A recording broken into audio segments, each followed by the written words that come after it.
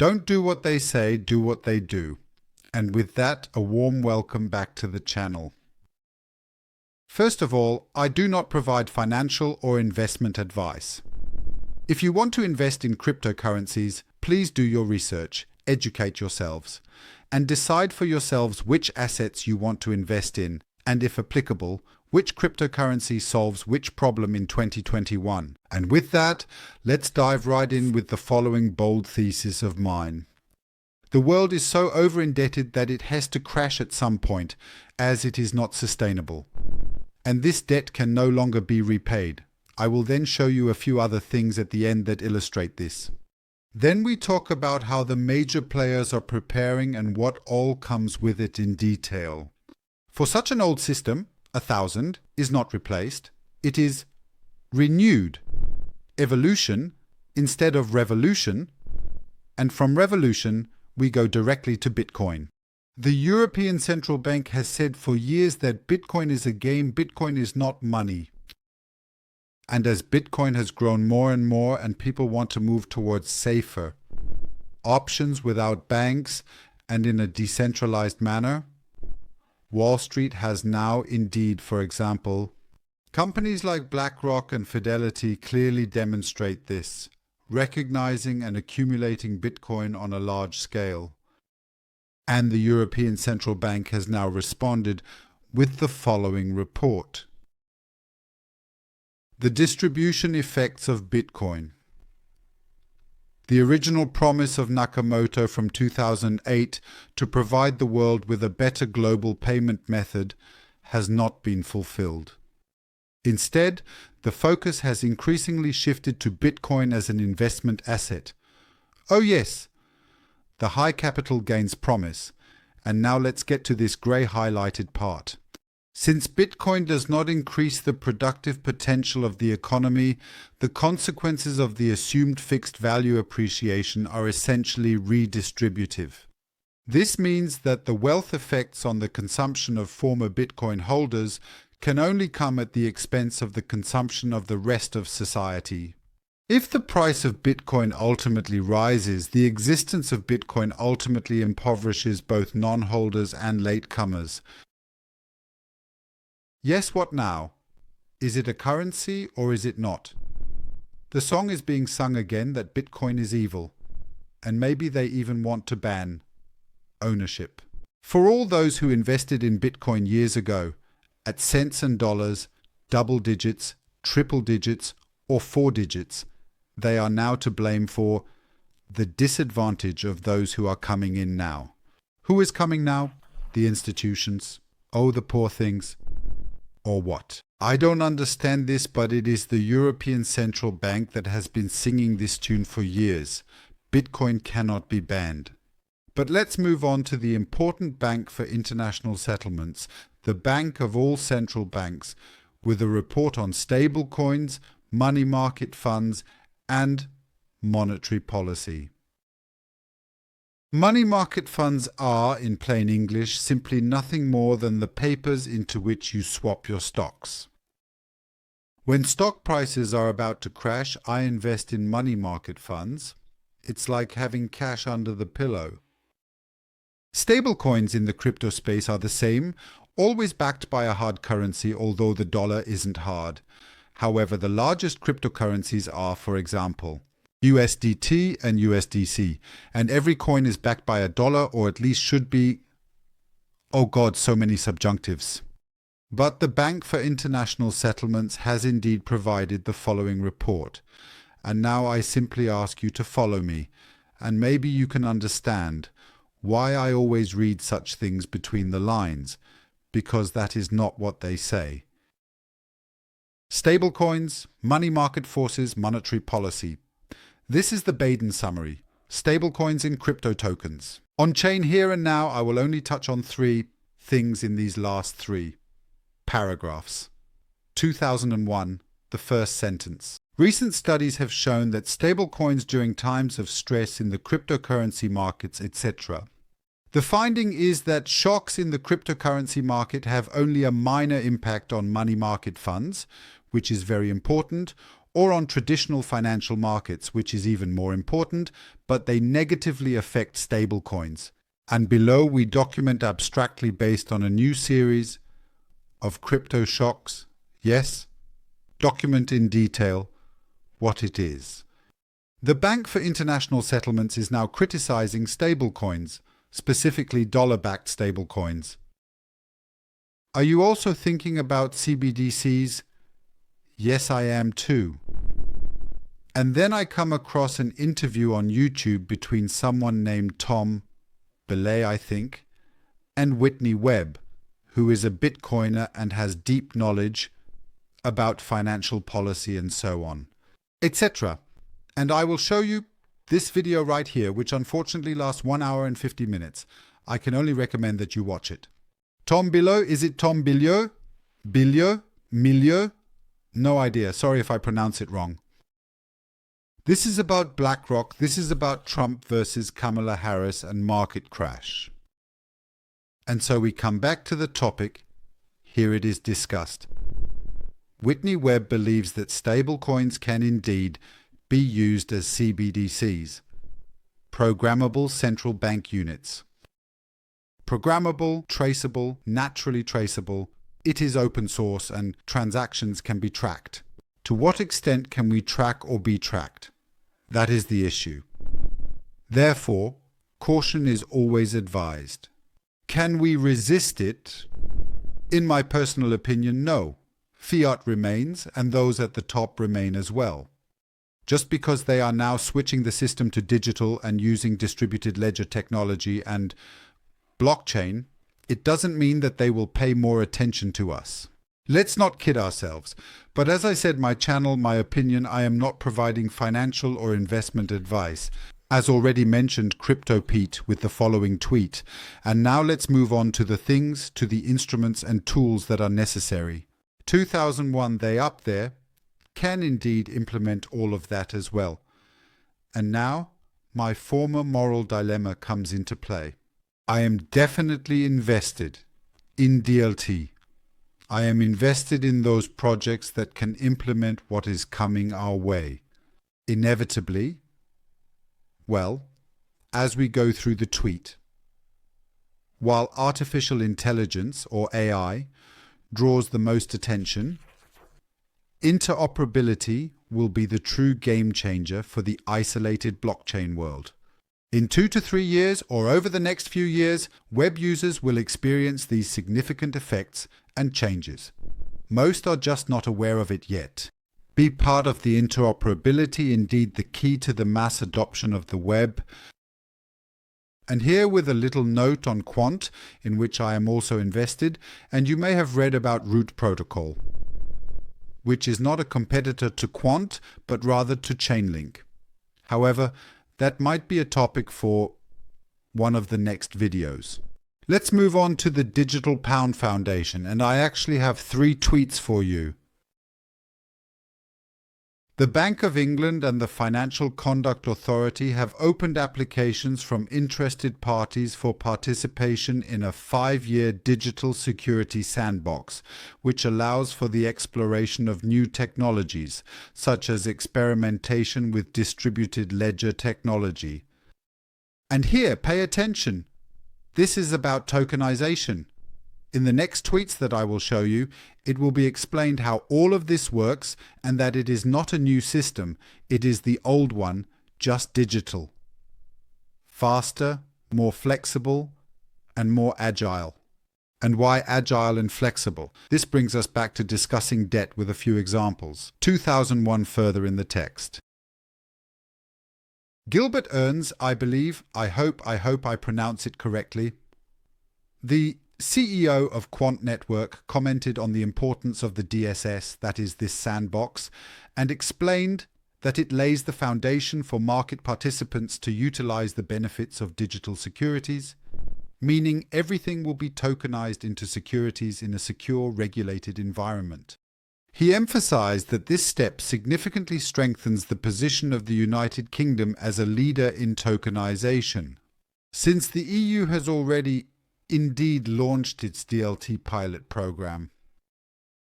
Everything is indeed happening faster than we think, Verdian explained, that it is crucial for the United Kingdom to keep pace in this new era of digital finance. Let's move on to the next one.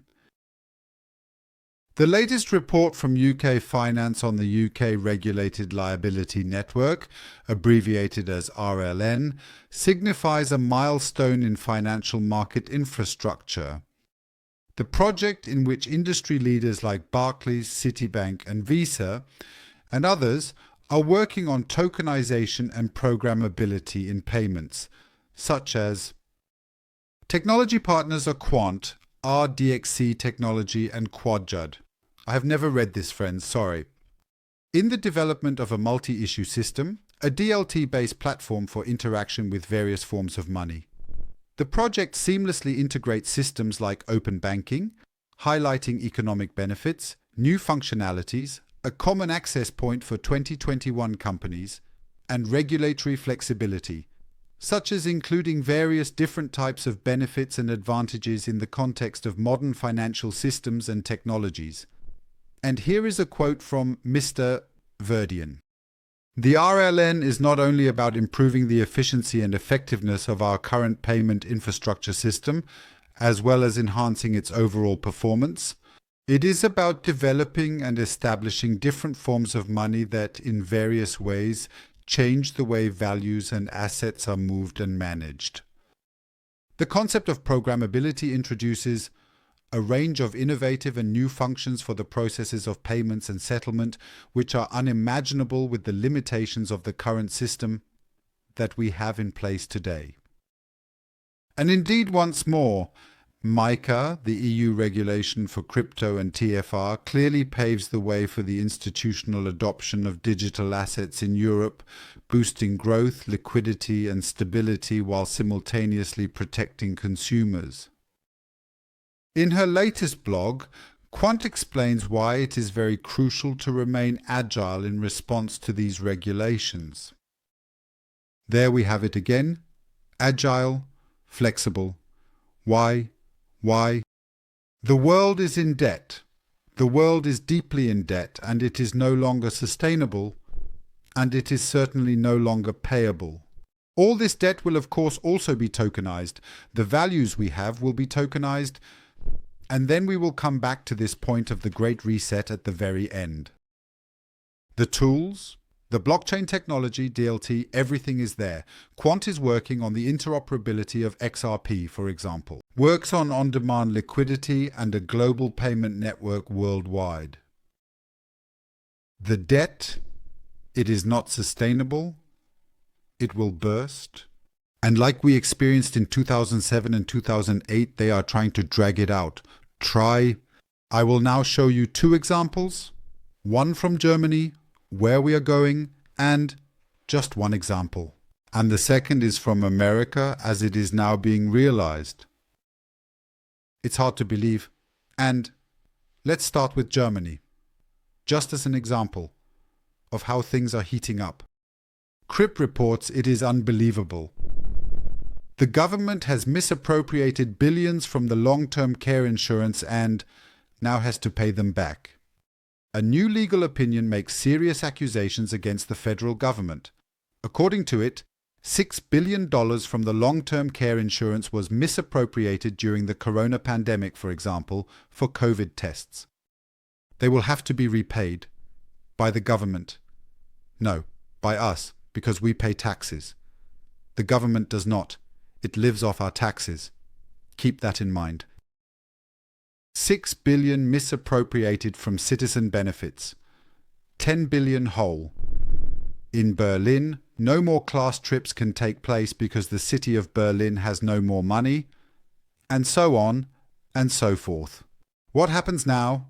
Care insurance fees may increase, and social security contributions for health and long-term care in Germany may rise from 15.5% to 17.1% next year. Half is borne by the employers, the other half by the employees who are already suffering from inflation and have enough debt themselves. And the companies are currently leaving here, or we see the unemployment figures rising. The bankruptcies are also not sustainable. What will happen now? They will print money. And so let me just bring this up as an example, folks. Just 1, 2, or 3 examples that there is no money left because of the debts.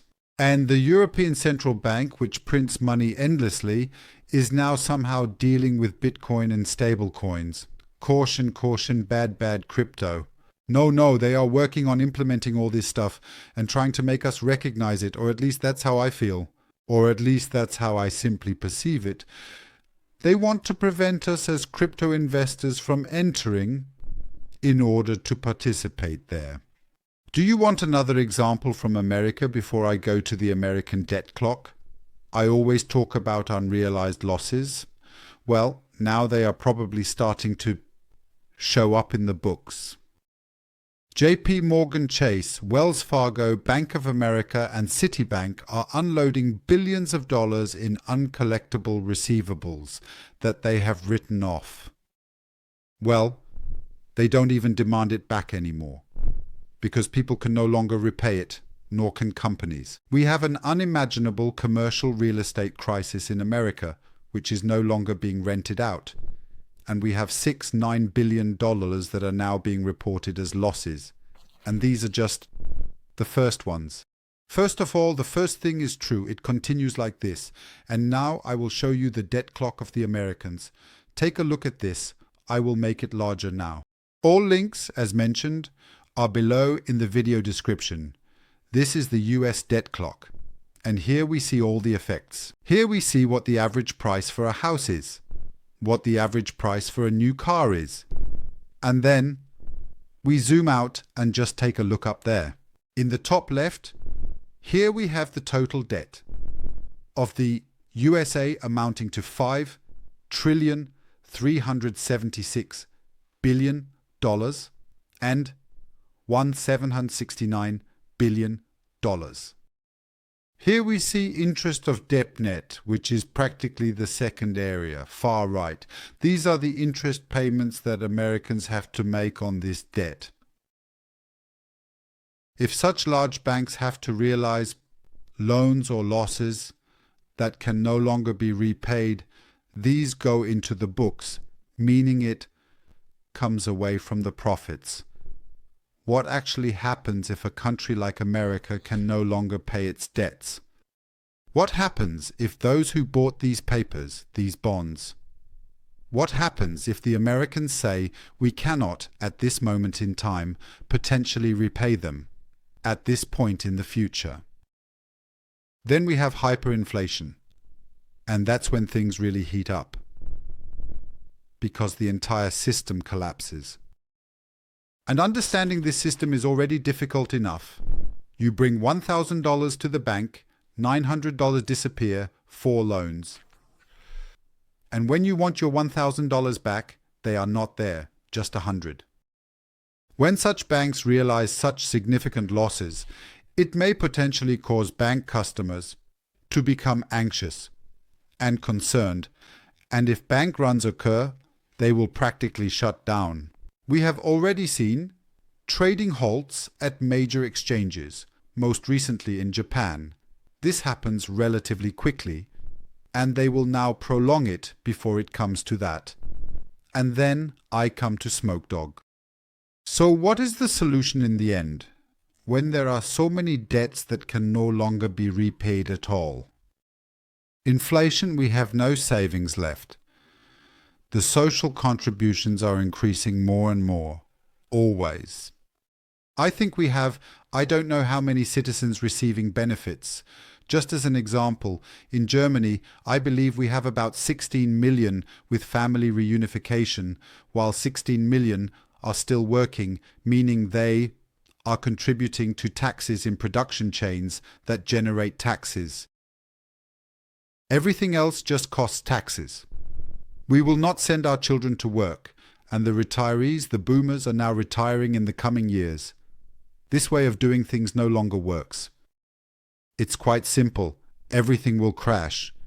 Before it crashes, they will print even more money and pump in even more cash. It will happen. Debt relief. is ultimately the endgame. When national debt attains an unsustainable level, it significantly threatens the economic stability and future growth of a country. Therefore, a global debt restructuring will be necessary in the Great Reset. Printing more money to cover the rising debt will only trigger hyperinflation, as just mentioned. The heads of state and government of the world will need a plan to eliminate this debt. Debt relief has historically been the solution of choice. This is indeed the reason why banks and ultra-wealthy individuals are already quietly discussing international debt relief as the only way to save the financial system. Document all links, as mentioned. You know what's up? And then he came out with a second one. Let's stick to this topic. Document from Bank of America. By the way, Bank of America. There was something about that Bank of America here. Okay, you know what I mean? Rediscovery of value in a global reset. The largest financial institutions in the world are now openly discussing the reset. Smart money is positioning itself to capture the value that arises from this shift. In the course of the restructuring of the financial system, well-informed investors are refining their strategies to benefit from the upcoming changes. Fun fact: Bank of America holds more blockchain patents than any other financial company. Geek. The big switch blockchain flip. The switch.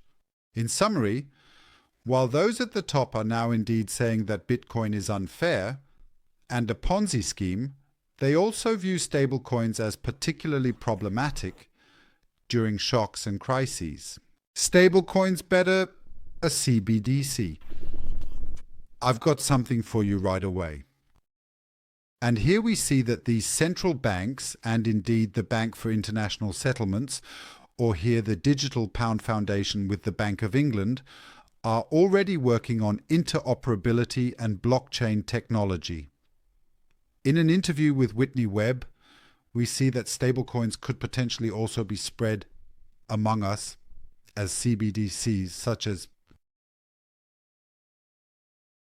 And then we see the debt. We are just 3 weeks away from a US election, and we will see what happens then. Will Donald Trump, along with Elon Musk, be able to tackle this debt situation? I don't think so. It's just too much.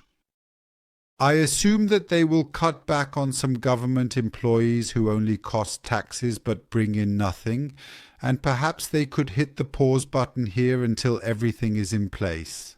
The new system we are just invested in. Think about it. If you have a different opinion, please leave a comment. Subscribe to the channel. And if you're wondering where to get such cool hoodies like the one I always wear. So, if you're wondering where I always get my cool clothes, I can give you a tip. The link is in the video description, our CryptoClothing and More shop, where you can find various logos, different clothes, and more.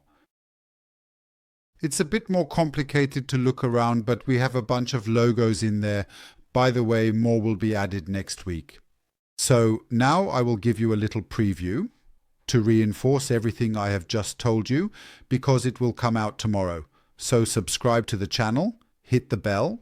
This is an interview, or rather, no, I will come tomorrow. I found an interview that Augustin Carstens gave, and various topics are discussed there. Recession risk, the dominance of the dollar, CBDCs and stablecoins, and what money is and what is nice, such as the potential impact of these factors, etc. You can look forward to that. I can almost make this a two-parter now, as it practically confirms more or less what I have just told you in this video.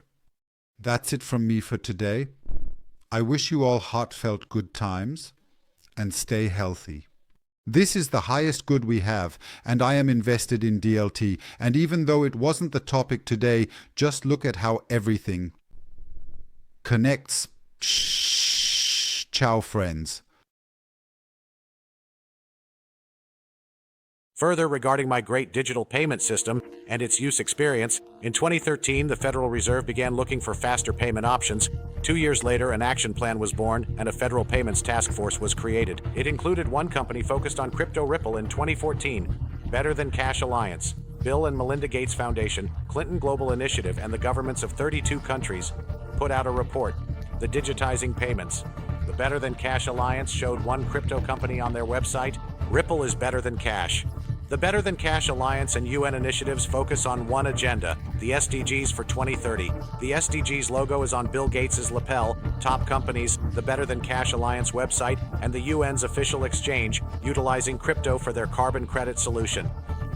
The world will move to a new international standard for exchanging electronic messages between financial institutions by 2025. ISO 2002 partnered with over 1,300 financial institutions: Bank of America, American Express, PNC, Santander, SBI, HSBC, Standard Chartered Bank, Bank of England, India, Singapore, Scotland, Australia, and Indonesia, the largest banks in Japan, Canada, Egypt, the Middle East, UAE, Thailand, Morocco, Bhutan, South Korea, Brazil, and Latin America. Ripple, a former employee at the Federal Reserve, is also a former employee at the world's largest asset manager, BlackRock's digital asset division.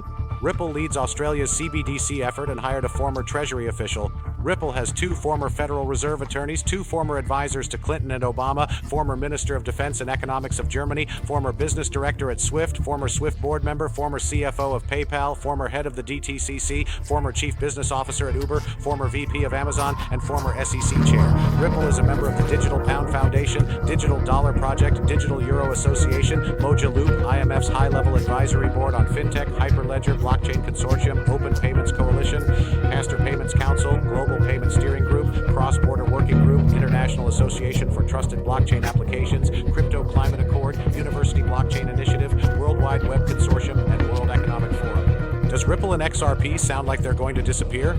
Or do they sound like they're part of a much bigger plan? You decide.